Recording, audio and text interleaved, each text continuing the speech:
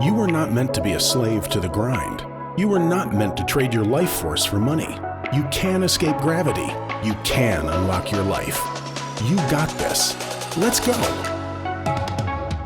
Hello and welcome to Unlock Your Life. I'm your host, Jennings Smith. Got a phenomenal show for you today.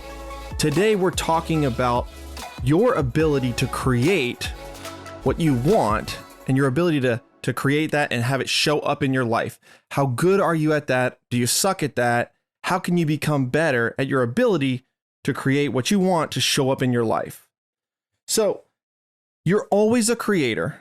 That piece is always on. You may have heard of the term manifesting. Like, I want to manifest my destiny. I want to manifest the things in my life that I want $1 million. I want a spouse. I want love. I want my children to have a good relationship with me. How do I do that? How do I get that? Is it something that I've got to learn? And my idea for today, my thought to you that I can prove to you, and I'm going to show you, is you're always manifesting. You're always creating, right? It's just the way we are born, and you may not be creating what you want in your life. However, it's always happening. It's constantly happening, and you can't stop it. So how can we tweak it, adjust it, change it to get something that we want to show up in our life and maybe not so much of the stuff we don't want to show up in our life? Think about this. Your childhood, right? Your childhood and what you were raised in. Let's say you were raised lower middle class. So I was raised lower middle class, maybe middle class, but my father probably made $30,000, $40,000 a year for most of my childhood. In my later years, I think when I was 12 or 13, he got into real estate and became a realtor and eventually was making close to six figures. So modest life in the beginning, pretty low, but he moved it up. And we had a lot of things that were just ingrained in me, right? Turn off the TV, right? We're not watching a lot of TV. So that was an expectation built in me. Turn off the lights. You know, you're spending too much on electricity. Shut the door. We're not air conditioning the outside. We can't go out to eat. Right? We can't go out to eat. It's too expensive. Literally most meals we would make, and there was a comment made as to how much this would cost at a restaurant versus making it at home for free. Little things here and there, and we all do it. And I'm not picking on my parents. I'm not picking on my mom and dad at all. I absolutely love them. But these things soak into who we are. They soak into who we are and who we become, and they shape what we create in our life. So what I mean by that is, you have a level of normal, right? There's a certain threshold that you're not going to drop below. And there's also a certain threshold that you're probably not going to rise above, right? You bounce from bottom to top. And when you dip below the bottom threshold, you immediately adjust that. So what I mean by that is, let's say you were raised in a fairly stable home and you had a place to live. And so you're on your own and you're getting evicted, right? You can't pay your rent and the landlord's throwing you out. You are going to find a way by hook or by crook to make that payment, right? You're going to find a way to pay that rent because you're normal, right? You're falling below your range of normal. You're not somebody that gets evicted. You're not somebody that's homeless. You're not somebody that's on the street. And so whatever you got to do, you're going to figure out how to make that happen. And maybe you do get evicted. Maybe you can't get it together, but pretty quickly you rise back up, get back on your feet. You borrow some money from somebody, whatever, somebody helps you out and you get back on your feet and you get a new job, you figure it out because your thermostat, right? Your level of normal is not one of someone that's bouncing from place to place versus if you were raised, lower class and maybe single mom raising you and you guys were constantly getting evicted, constantly bouncing around, you might be stuck in that cycle of poverty. That may be normal to you. We get evicted, we get thrown out. We get a new lease, we stay for 2 or 3 months, then it all falls apart and we got to move again. That's my normal. Okay, now I'm going to flip it to the top level, right? We got the bottom level where you won't drip below that. You won't drop below that. Your standards are such that you're going to push it back up. Then you've got the top where things start going really well. You maybe got that new promotion. Maybe you got that car and you're starting to earn money. And maybe the thermostat turns up a little bit. You acclimate to that better lifestyle. You like it. But then if something goes too well, you find a way to sabotage it. You find a way to hold yourself back, pull yourself back inside that range. And we see this where people who they get success and then they screw it up, right? They just seem to have bad luck where they can't get outside of that strata, of that level. I believe this has to do with a lot of our energy levels and what we're putting out there, and what we put out there and of what we want becomes more. Imagine that you're kind of down in the dumps, right? You're depressed, you're putting out a low vibration of energy, and you really don't want to do anything. You get invited to a party, right? And you don't want to go. And maybe you say, I don't want to go. I just can't go. I got plans. I'm watching TV or whatever you say. You make up an excuse and you don't go to the party, right? Or you do go to the party, but you stand in the corner. You don't engage with anybody. You're not feeling it, right? You're just not feeling it.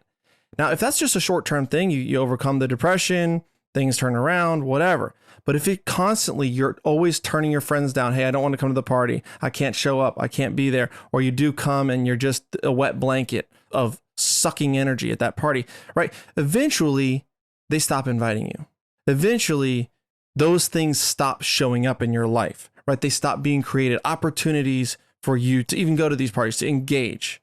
Same thing happens with business, success, where opportunity knocks, right? The ability to break through that upper threshold is there.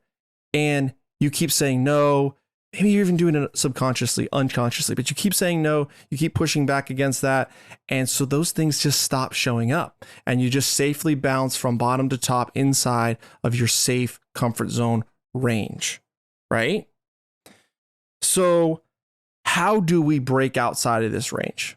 Well, most people, they let their outside circumstances dictate their energy, right? They completely are held at gunpoint to the things that are happening in their life, right?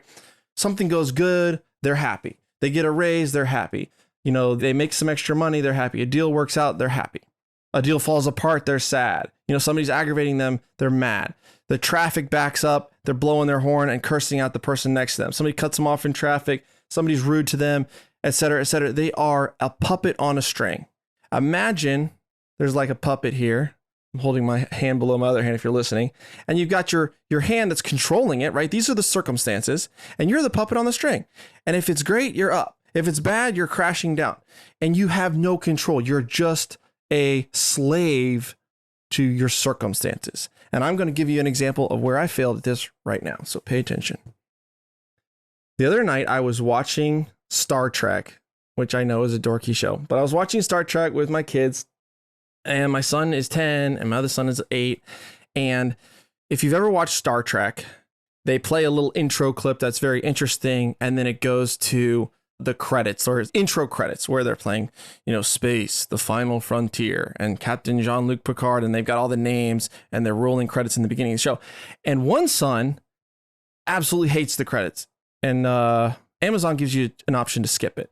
The other son, for whatever reason, loves the credits. He wants to watch the opening credits. He wants to see the spaceship flying through space. He wants to see the names, and that's him. And so I'd rather skip the credits, but I don't care because it makes him happy. But the other brother got real aggressive. And I'm like, no, I'm not going to skip it. We're going to watch it. And he just starts yelling and screaming and literally losing his mind, having a completely unreasonable reaction to not being able to skip this 30-second intro. And so I was a puppet on a string. I flipped out. I mean, I lost my cool and yelling at the other brother. I'm like, why are you such a jerk? Like, just let him watch the thing. It's not going to hurt anything. Like, you go to your room, go to bed. You don't get to watch the show.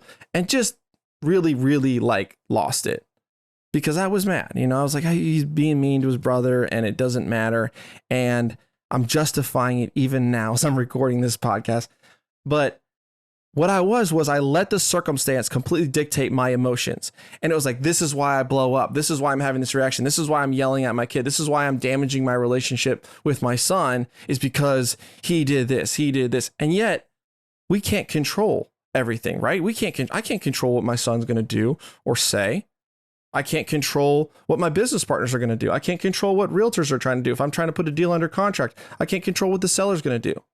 So if I am beholden to all these other people and all these other circumstances as to how I'm going to feel, the energy I'm going to radiate, and what I'm going to attract into my life in the future, then that isn't good, right? Because I don't have a way to dictate that. I don't have a way to control that. And I want to create a life by conscious design. I don't want to create a life by default, right? So how do we do that? We're always faced with tough scenarios, right? And one, you've got the stimulus, right? The scenario that happens and you can immediately react to it, or you can pause. That's one thing to do. And I think that's very, very difficult to do, is when the stimulus hits you, not to just blow up and have your reaction. But then there's other things that happen kind of more subtly, and they settle in and we get a little nervous, worried, depressed. And I'm going to teach you a little trick on how to handle this. So we bought some chickens. We bought some chickens yesterday, or my wife. We already have like 8 chickens, and my wife wants more chickens.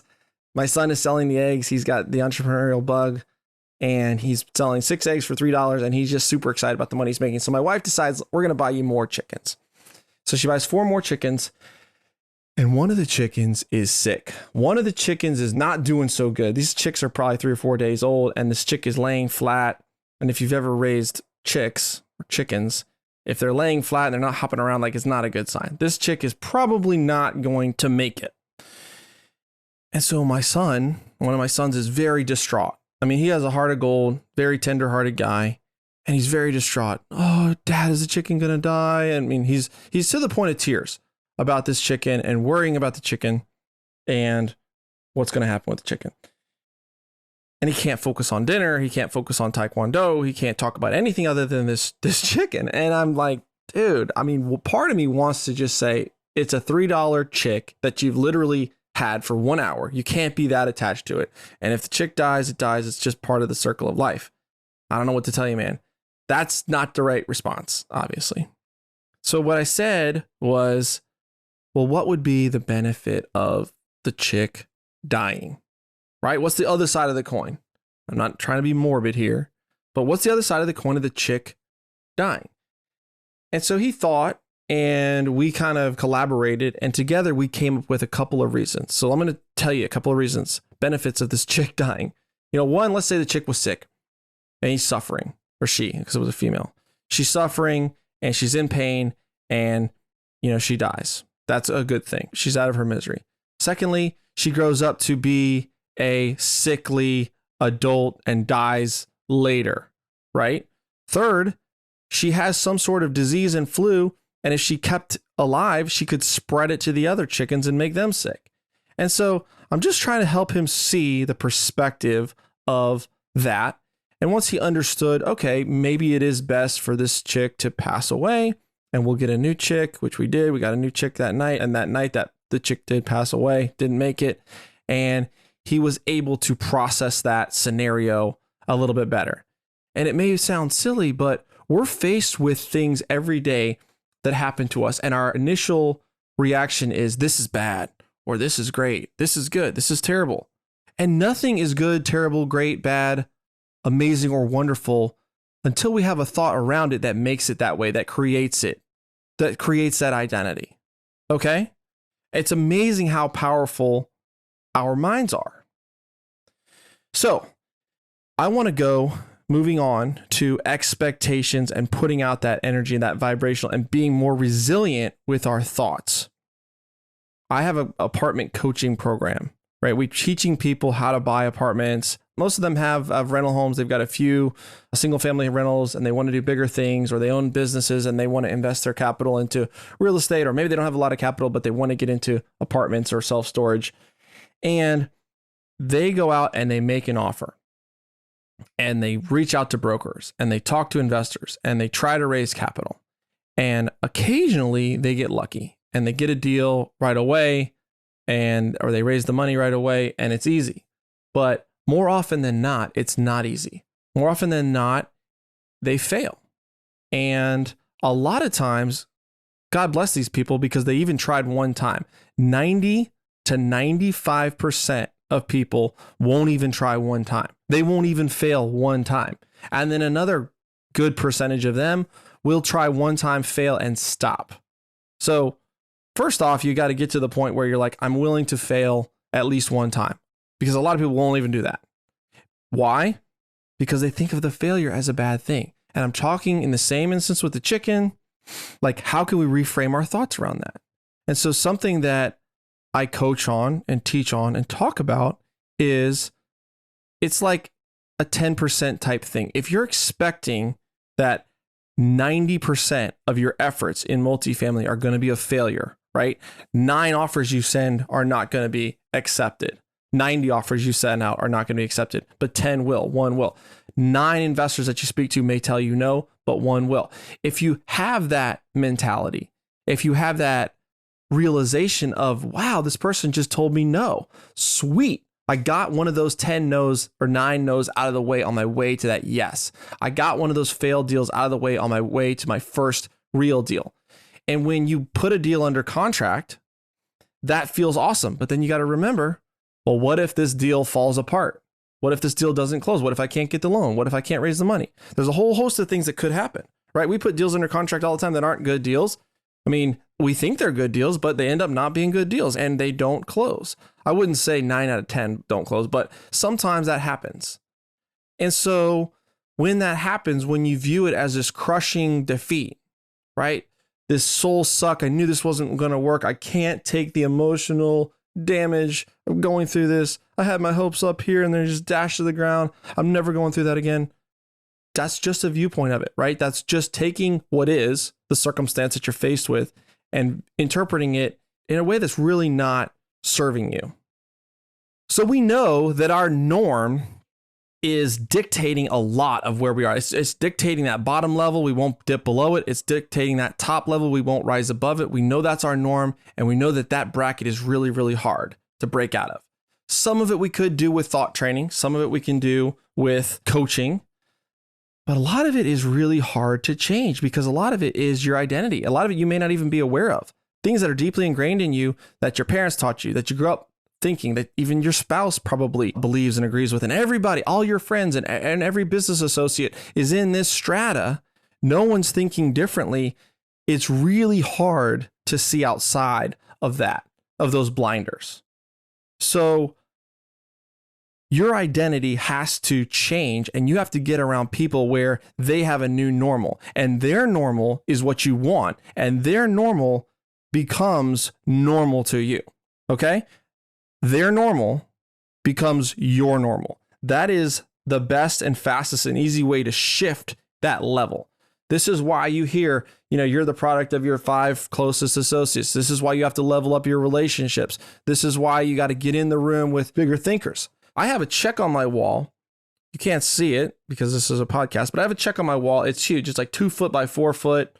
It's made out to myself and my wife, and it's payable on December 20th, 2025 for the amount of $25 million. $25 million for ideas that I've executed on. It's signed by me, and I will be able to cash that check. And it doesn't mean $25 million in equity and properties or net worth. This means $25 million in liquid cash or cash equivalents, AKA stocks, crypto, whatever, things that I can easily get my hands on, not real estate tied up that I can't really access for years to come.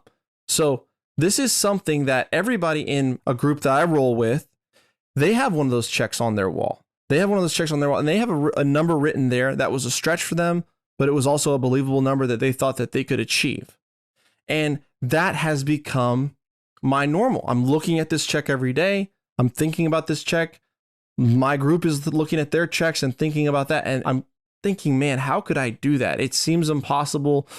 What is it? Because I know these other guys are going to achieve it. How am I going to achieve it? What am I going to do differently? How am I going to think differently? What opportunities am I going to be looking for so that when they cross my path, I know, hey, that has to do with that check on my wall.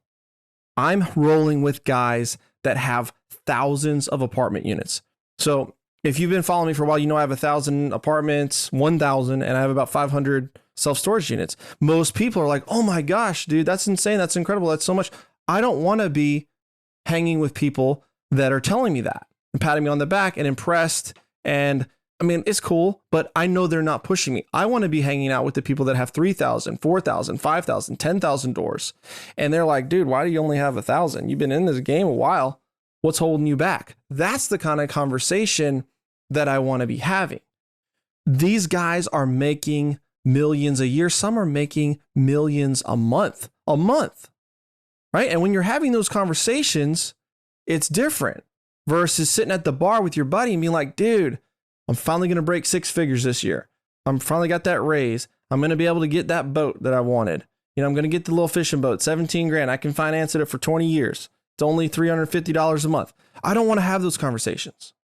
I want to have conversations with guys that are flying private jets, that are taking multiple vacations a year with their family, that are giving millions of dollars away to their churches and charities and causes that they care about, that are changing the world, that are coaching and teaching people how to unlock their lives. These are the kind of ideas that I want to be around, right?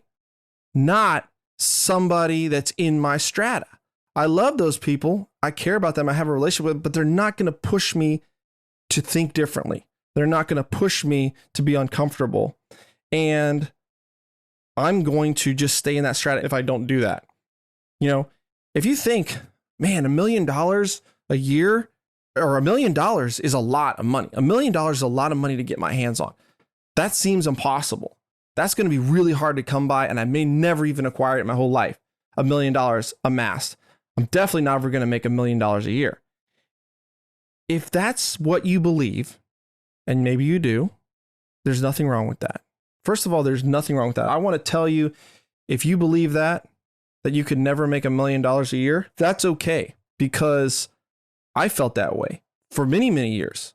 And the reason why you feel this way, and I felt this way, is that's what your environment's telling you. That's what your environment is telling you what your range is. Stay in your range, stay in your strata.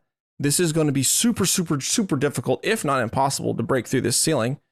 And that's why you believe it. And that's okay. So it's okay, but is that what we want? Is that what you want? I think you got to get really, really clear first on what do you want, right? Where do you want to go? And everyone's different. I know I'm driven by business, by entrepreneurship. I'm driven by money. I want to make money. I'm not afraid to admit that. I'm driven by wanting to give. I'm driven by wanting to set my children up and raise their thermostat, right? Because I know that the way that I raise them, the conversations I have with them, the way I talk, and the things that I believe are possible are directly going to translate to them. And I want to make sure that I'm doing the best I can do, right? I'm not perfect, and they're going to have baggage and stuff that they carry forward from me. And that's just part of life. But I think it's really clear, or really important to get clear on what you want and define success, because success is not the same for everybody. And I don't want to say that success is making $1 million a year. On the flip side, if you want to make $1 million a year, I don't want you out there saying, I don't need to do that. I don't want that, just because you're scared, right? Please be honest with yourself. It's okay. It's okay if you want to fly private. It's okay if you want to have a beach house. It's okay if you want to make $1 million a year. It's okay. Just lay out what you want, lay out what you don't want, get really clear, and then ladder your beliefs towards that. If you don't believe your thoughts, right? If they're not something that you believe that you can achieve, right? So for you, maybe to put a $25 million check on your wall, cashable in 3 years or 3.5 years, that may be exercise in futility. That may be every time you look at it, you may think that's impossible. That's stupid. Why did I write that check? Why did I set myself up for failure? That's never going to happen. That's not going to help you, right? If your brain does not believe that a problem is solvable, if your brain thinks that the problem is impossible, there is no point to solving that problem. And so the brain will not work on it. It won't. We don't work on like trying to fly with no apparatus, like just jump up and wait. It's impossible. We don't try. We don't work on that problem. And we shouldn't, I guess. I guess it's impossible, but it has to be believable. It has to be able to be laddered. And so I want you to look at your top strata. Like, what's a stretch for you? So if you are, let's say in your relationship with your wife, if you're married, maybe you're not connecting. And this is not ideal, the relationship you have with her. You're neglecting date night, couch time. She doesn't feel appreciated. You're just not having the relationship and marriage that is possible, or you think is possible, or hope is possible, right? Where can you ladder your thoughts on that? What is believable? What is reasonable? And lay that out, what I want in that relationship. And I'm trying to use an example that's not just focused solely on money, right? If it's your business, maybe your business is running you. I recreated an episode Do you own your business or does your business own you? Maybe you don't have any key players in place. Maybe you don't have any systems and processes and your business is just running you ragged. So laddering the beliefs around, man, if I just had the key person in place that could take off 50% of what's on my plate, that would be awesome. Maybe you don't believe nobody can do it like I can. There is no way that I could ever step out of my business. There's no way I could make more money than I'm making now without running it day to day and working 60 hours a week. Fine. Don't set out for that. What can you do? What is believable? What is reasonable? And if you implement that, maybe you're going to be willing to raise your temperature further. And if you get around people who stop telling you, yeah, no, you can't do that. No, yeah, that's impossible. And they start saying, well, why can't you? I was speaking with a guy today about apartments, and he's only ever bought apartments local. He thinks my market's overheated. I can't find any deals because my market is expensive. I'm in South Florida and everything costs a fortune. Told him, hey, why do you have to buy in South Florida? Why can't you buy outside of South Florida? My best, highest, most profitable deal is in Tulsa, Oklahoma, and I'm in Charleston, South Carolina, half the country away. I've got stuff in Indiana, Illinois, Alabama, Georgia. I don't know where else. I've got some stuff in South Carolina. I've got stuff 4 hours away in South Carolina. Like, I've got deals all over the place, and I stopped believing that I only had to buy in my hometown. And so I'm elevating his thermostat. I'm challenging his beliefs instead of being in the bubble of everybody around him that said, yeah, if you don't have your finger on the pulse and you're not doing it yourself, it's not going to work. Not necessarily. Why not? We have so many things that we think are fixed. They're true. They're absolute truths. And they're not. They're not. We just haven't been challenged on them. It has to be believable, though. I'm going to leave you with this final example, and then we're going to wrap. Going to the gym. I've been working out for 2.5 years. I know it doesn't totally show, but I've been working out consistently, and I can deadlift way more than I could when I started. Deadlift, you bend over and you pull the weight off the floor. And if you walk into a gym and you're not in shape and you don't know the techniques and you haven't ever done it, and you try to jerk a couple 100 pounds off the floor, you're going to get hurt. You're going to throw your back out. You're not going to build any muscle. And it's actually going to set you further behind because now you're not going to want to go back to the gym because your back's thrown out and you're going to spend 2 weeks on the couch. And so that is not serving you. It's not serving you. So many people, I said, they lay out these goals. They have no real estate at all. Like, I want to close 1,000 units this year. What? I mean, I get pushing yourself, but is that believable? Is that believable, attainable, achievable to you right now where you're at? Because if it isn't, it may not be such a great thing, right? You maybe need to take the wrong one. Like, I want to close a quadplex. I want to build relationships with 10 investors this year. I want to send out 30 offers in the next 2 months so I can get something under contract versus I'm going to go buy a $50 million real estate portfolio and I'm going to beat out Grant Cardone for it. That's throwing your back out, right? That's trying to deadlift 400 pounds when you're a 98 pound weakling. You got to get in there, start with the bar, right? Learn the technique, put on the 25 pound plates, see how that goes. Build up to that so that you can do that. So that when you want to be like, by the end of the year, I am going to be deadlifting 400 pounds, is something that is actually going to happen. That you are setting that in stone and going to make it happen. And you're with a trainer that shows you how to make it happen.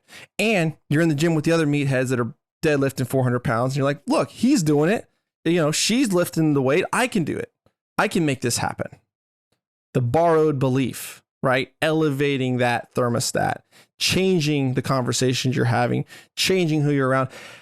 And if you can't physically be around them, you're doing it right now. You're listening to me, and there's other people like me on YouTube, Instagram, TikTok that are lifting you up, helping you see what's achievable, what's possible. So keep after it, guys.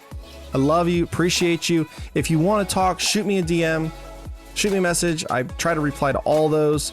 And if you enjoy the show, appreciate a review. Share it with your friends. It may help somebody. It definitely helps me.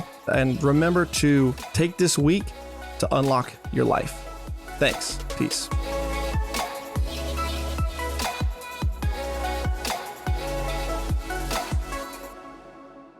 This is thepodcastfactory.com.